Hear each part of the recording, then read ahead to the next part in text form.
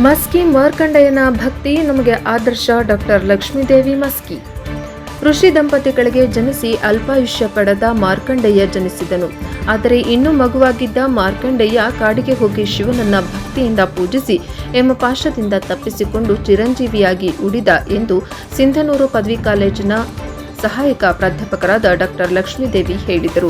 ಪಟ್ಟಣದ ಮಾರ್ಕಂಡೇಶ್ವರ ದೇವಸ್ಥಾನದಲ್ಲಿ ಹಮ್ಮಿಕೊಂಡಿದ್ದ ಶ್ರೀ ಮಾರ್ಕಂಡೇಶ್ವರ ಜಯಂತಿ ಕಾರ್ಯಕ್ರಮದ ವಿಶೇಷ ಉಪನ್ಯಾಸಕಿಯಾಗಿ ಮಾತನಾಡಿದ ಅವರು, ಮಾರ್ಕಂಡಯ್ಯನು ಒಬ್ಬ ಮಹಾನ್ ಋಷಿಯಾಗಿದ್ದು ಪರಮಾತ್ಮನ ಕೃಪೆಯಿಂದ ಅಮರನಾಗಿ ಉಳಿಯಬಹುದು ಎಂದು ಕಲಿಸಿದನು. ಬಾಲ್ಯದಲ್ಲಿ ಮಕ್ಕಳ ಮನಸ್ಸಿನಲ್ಲಿ ಭಕ್ತಿ ಗುಣಗಳನ್ನು ತುಂಬುವುದರಿಂದ ಉತ್ತಮ ಫಲಿತಾಂಶಗಳನ್ನು ಪಡೆಯಬಹುದು ಎಂಬುದಕ್ಕೆ ಮಾರ್ಕಂಡೇಯ ಸಾಕ್ಷಿ ಎಂದರು. ಅದೇ ರೀತಿ ಕಾರ್ಯಕ್ರಮವನ್ನು ಉದ್ಘಾಟಿಸಿ ಮಾತನಾಡಿದ ಪುರಸಭೆ ನೂತನ ಅಧ್ಯಕ್ಷ ಸುರೇಶ್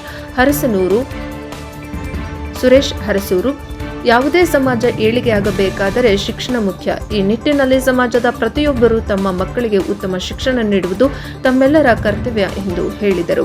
ಅದೇ ರೀತಿ ಸಮಾಜದ ಅಧ್ಯಕ್ಷ ಲಕ್ಷ್ಮಣ್ ಕರ್ಲಿ, ಬಸವರಾಜ್ ಬುಕ್ಕಣ್ಣ, ಡಾಕ್ಟರ್ ಶಂಕರ್ ಕರ್ಲಿ, ಮಲ್ಲಯ್ಯ ಪಗಡೇಕಲ್, ಪರಶುರಾಮ್ ಕೋಡಕುಂಟೆ, ವೆಂಕಟೇಶ್ ಪಗಡೇಕಲ್, ಮಲ್ಲಿಕಾರ್ಜುನ್ ಶಾಸಲ್, ಪರಶುರಾಮ್ ದೇವರೆಡ್ಡಿ, ಚಿನ್ನಪ್ಪ ಕರ್ಲಿ, ಮೀನಾಕ್ಷಿ ದೇವರೆಡ್ಡಿ, ನೇಕಾರ ಒಕ್ಕೂಟದ ಪದಾಧಿಕಾರಿಗಳು ಹಾಗೂ ಪದ್ಮಶಾಲಿ ಸಮಾಜ ಬಾಂಧವರು ಇದ್ದರು. ವರದಿ ವಿರೂಪಾಕ್ಷಯ್ಯ ಸ್ವಾಮಿ ಸಾಲಿಮಠ, ಅಂತರಗಂಗೆ, ಎನ್ಕೆಎಸ್ ಟಿವಿ4 ಮಸ್ಕಿ.